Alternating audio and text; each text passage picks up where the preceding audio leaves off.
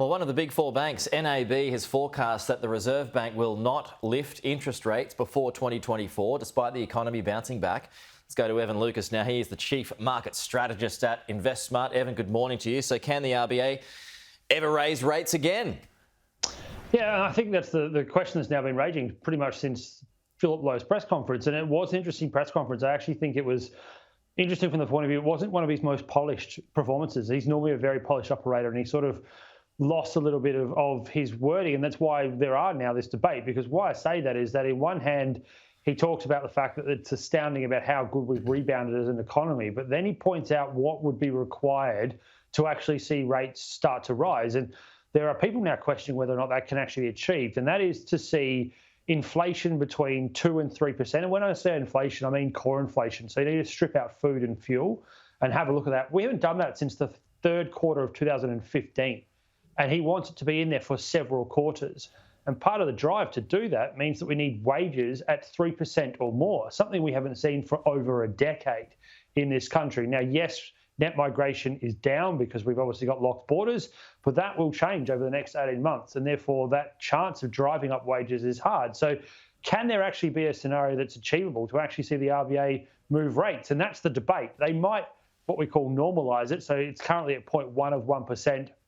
And taking it back to its normal quarter notches, so maybe a 15 basis point rise to 0.25 of 1% to sort of normalise it. But that's about as far as some people can see, because that ability to actually raise rates with those metrics look very, very hard, considering we couldn't achieve it in the pre-pandemic world, let alone the post. And what could be done to improve business risk-taking? So this is the other thing that he said, is that they are clearly talking to a lot of businesses. And one of the things that businesses are talking about very heavily is costs and keeping costs low, which his problem is for wages, because part of the way you keep costs low is to make sure you don't raise wages too much. That therefore suggests that the way to actually improve business is to improve their risk-taking, as he said. And that therefore means there needs to be programs and structural reform from government. So Queensland's the example I always use. There are 27 different regulations to open a cafe from state, federal and local governments in Queensland. So it's incredibly hard. It's very, very expensive also.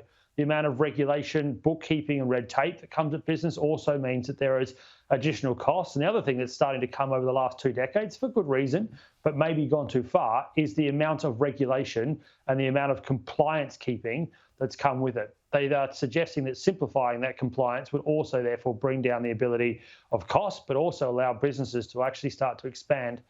Then there's the final part, is tax incentives. Singapore's the great example here. Singapore has huge tax incentive for things like biomedical. They provide an incredibly low tax rate and also grants to start businesses in their jurisdiction. Those kinds of things are the other thing that should be suggested, is that government actually provides particularly new age businesses incentives to do business here with tax opportunities and grants that actually drive their business. Has OPEC sidelined itself, Evan? Yeah, that's the great question. Look, it never will, because it still makes up around about 15 to 20% of the global oil market. But what's going on right now certainly has put it to the sideline. And why I say that is that, yes, Saudi Arabia and the UAE are having a bit of a spat about what they do with oil production. It means that the 14 nations are having a bit of a freeze. What we sometimes forget is that non-OPEC nations still make up the bulk of oil supply. So that is particularly the US, which is the largest, but also Canada, Norway. You can also highlight probably Brazil. Russia's different. Russia is OPEC plus. Why I say that is that since this spat's been going, on Tuesday, oil got to a 6-year high. Don't forget, this time last year, it was actually at the lowest price it's pretty much ever been.